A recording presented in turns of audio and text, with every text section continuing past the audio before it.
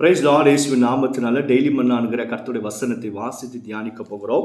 இன்றைக்கு கர்த்தருடைய வசனத்தை அப்போஸ்தலர் நடபடிகள் 4வது அதிகாரம் 32வது வசனத்தை வாசித்து தியானிக்க போகிறோம். விசுவாசிகளாகிய திரள் கூட்டத்தார் ஒரே இருதயமும் ஒரே மனமும் உள்ளவர்களாய் இருந்தார்கள்.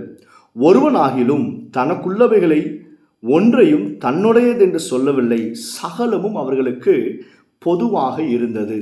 பாருங்க, ஒரு 4 பேர் இருந்தாங்க அப்படின்னா அவங்களுக்குள்ள ஏன் சண்டை வரும்? இது எந்து, இது உந்து அப்படின்றதுனால போராட்டமும் சண்டையும் உண்டாகும். ஆனால் பாருங்க, வசனம் சொல்லுது திரளான கூட்டம் விசுவாசிக்கிறவர்கள். யாரை விசுவாசிக்கிறவங்க?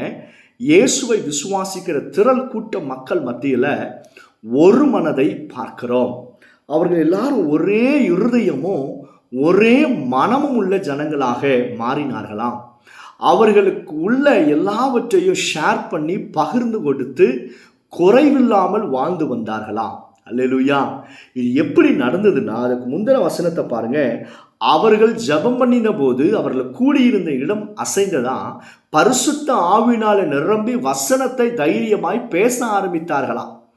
பாருங்க, நீங்க ஜெபத்துல ஒரு மனமாய் உட்கார்ந்துட்டீங்கன்னா உங்க வாழ்க்கையில எல்லாவற்றிலும் நீங்க ஒரு மனமாய் இருப்பீங்க.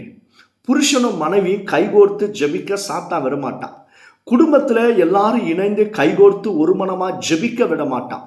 ஏன் விட மாட்டான் சாத்தானுன்னா, நீங்கள் ஒரு மனமாக ஜெபம் பண்ண ஆரம்பிச்சிட்டிங்கன்னா எல்லாவற்றிலையும் ஒரு மனமாக இருப்பதற்கு நாம் ஆயத்தமாகி விடுவோம். அதனால தான் சாத்தான் சபையையோ குடும்பத்திலேயோ ஒரு மனமாக இணைந்து ஜெபிக்க விட மாட்டான். நீங்கள் அப்போஸ்தலர் 2ஆம் அதிகாரத்தில் பார்த்தீங்கன்னா எல்லாரும் கூடி மேல் வீட்டு அறையில் கூடி ஜெபம் பண்ணார்களாம். இந்த இடத்துல பார்க்கிறோம், அவர்களுக்குள்ள ஒரே இருதயமும் மனமும் உள்ளவர்களாக மாறினார்களாம். ரகசியம் என்ன அப்படின்னா, விசுவாசிகள் கூடி ஜெபிக்கிற பழக்கம் உடையவர்களாக இருந்தார்களாம். இந்த வசனத்தை கேட்குற அருமையான தேவ பிள்ளைகளை, உங்களுக்கு இந்த பழக்கம் உண்டா? குடும்பமாக இணைந்து ஜெபம் பண்ணுறீங்களா? நண்பர்களாக இணைந்து ஜெபிக்கிற பழக்கம் உண்டா? நீங்கள் ஊழியர்களாக இருக்கும் பொழுது உங்கள் ஊழியக்கார கூட்டத்தோடு இணைந்து ஜெபிக்கிற பழக்கம் உண்டா?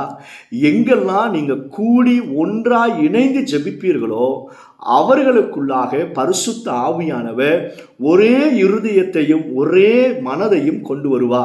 உங்களுக்குள்ள அடிக்கடிக்கு சண்டை உண்டாகுதா? சலசலப்பு உண்டாகுதா? குடும்பத்திலையும் வேலையிலையும் அல்லது ஊழியத்தில் கூடி ஜெபம் பண்ண ஆரம்பிங்க. கூடி ஜெபம் பண்ண ஆரம்பிங்க. நீங்கள் யாரோடு கூடி ஜெபிக்கிறீங்களோ அவர்களோடு பரிசுத்த ஆவியானவர் ஒரே இருதயத்தையும் மனதையும் உடைய செய்வார். நீங்கள் அப்படி வந்துட்டீங்கன்னா உங்களுக்கு ஒரு நன்மையும் குறைவாக இருக்காது. அதனால் இது ஒரு ரகசியமுங்க. உங்கள் புருஷனும் மனைவியோடு நீங்கள் கைகோர்த்து ஜெபம் பண்ண ஆரம்பிங்க. பிள்ளைகளோடு இணைந்து ஜெபம் பண்ண ஆரம்பிங்க.